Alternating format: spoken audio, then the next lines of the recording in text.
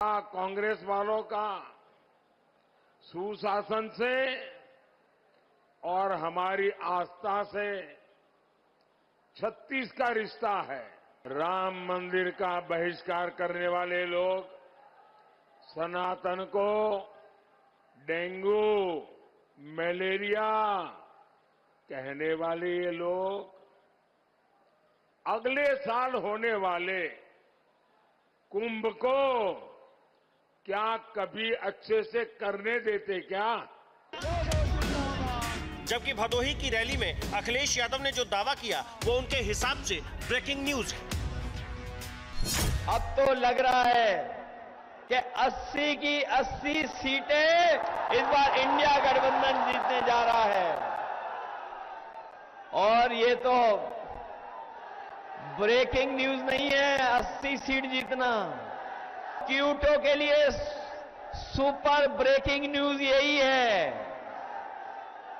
कि इस बार प्रधान सांसद जी क्यूटो वाली सीट भी हारने जा रहे हैं।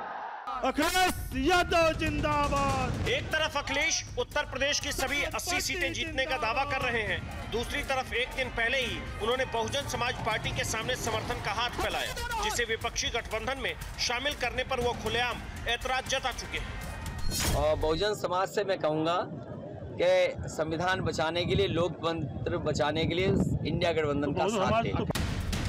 लेकिन इस चुनाव में विपक्षी गठबंधन की संभावना पर मायावती क्या कह रही हैं, अब उन्हें भी सुन लीजिए। मुझे तो लग रहा है इस बार जरूर बदलाव होगा, क्योंकि जो जनता है, मैं ये महसूस कर रही हूँ कि जनता कुछ साइलेंट सी है, ज्यादा कुछ खुलकर बोल नहीं रही है।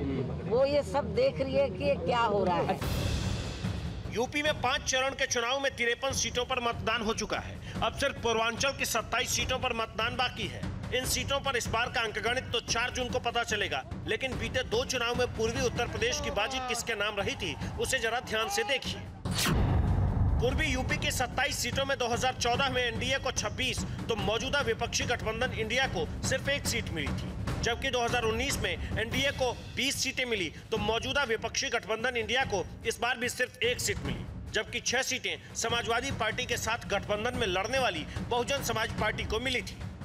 2014 के लोकसभा चुनाव में बीजेपी को पूर्वी उत्तर प्रदेश में बम्पर जीत मिली थी, लेकिन 2019 में बहुजन समाज पार्टी और समाजवादी पार्टी में गठजोड़ होने की वजह से बीजेपी को पूर्वांचल में 6 सीटों का नुकसान उठाना पड़ा।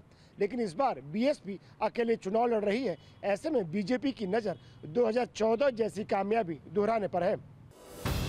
बीजेपी ने इस बार पूर्वी उत्तर प्रदेश के चुनावी अंकगणित को दुरुस्त करने के लिए एनडीए में पुराने साथी अपना दल एस और निषाद पार्टी के अलावा ओम प्रकाश राजभर की एसपी को भी शामिल किया है। ऐसे में उसे 2024 में 2014 जैसी सफलता की उम्मीद है। उत्तर प्रदेश राज्य में भारतीय जनता पार्टी 80 की 80 सीटें जीत रही है।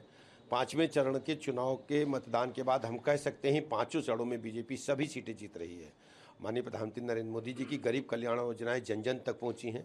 लोगों का भरोसा बीजेपी के प्रति बढ़ा है। बीजेपी की तरह अखिलेश यादव भी उत्तर प्रदेश की सभी 80 सीटें जीतने का दावा कर रहे हैं। 2019 में उत्तर प्रदेश में समाजवादी पार्टी को करीब 18% वोट मिले तो उस चुनाव में उसकी सहयोगी बीएसपी के हिस्से में 19% और आरएलडी के हिस्से में करीब 2% वोट आए। बीएसपी और आरएलडी अखिलेश यादव से छिटक चुकी है, जबकि जुड़ी है तो कांग्रेस, जिसे 2019 में उत्तर प्रदेश में सिर्फ 6% वोट मिले थे। ऐसे में सवाल ये कि पिछली बार कांग्रेस से तिगुनी वोट हासिल करने वाली बीएसपी के दूर होने के बावजूद क्या समाजवादी पार्टी इस बार चमत्कार कर पाएगी? समाजवादी पार्टी ने 2017 के यूपी चुनाव में कांग्रेस के साथ गठबंधन किया था, लेकिन कहीं से भी पार्टी के लिए गठबंधन फायदेमंद साबित नहीं हुआ। ठीक 7 साल बाद 2024 के लोकसभा चुनाव में अखिलेश यादव कांग्रेस के साथ मिलकर विपक्षी गठबंधन को जिताने निकले हैं। अब ऐसे में सवाल ये उठता है कि जब एक बार उत्तर प्रदेश वाले इस गठबंधन को खारिज कर चुके हैं, क्या उसे अब की बार मंजूर कर लेगी? 2019 के अंकगणित के अनुसार समाजवादी पार्टी अपने 18% और कांग्रेस के 6% वोट की बुनियाद पर 2024 में उत्तर प्रदेश की सभी 80 सीटें जीतने का दावा कर रही है, जबकि उसके सामने 2019 में इस प्रदेश में अकेले 50% वोट हासिल करने वाली बीजेपी और 1% वोट वाले अपना दल का गठबंधन है। जिसमें इस बार एसपी एसपी भी जुड़ चुकी है।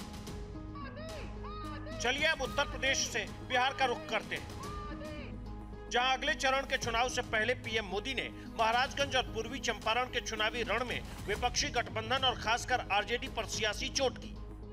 पहले चरण में इंडी गठबंधन पस्त हो गया था। इसके बाद के चरणों में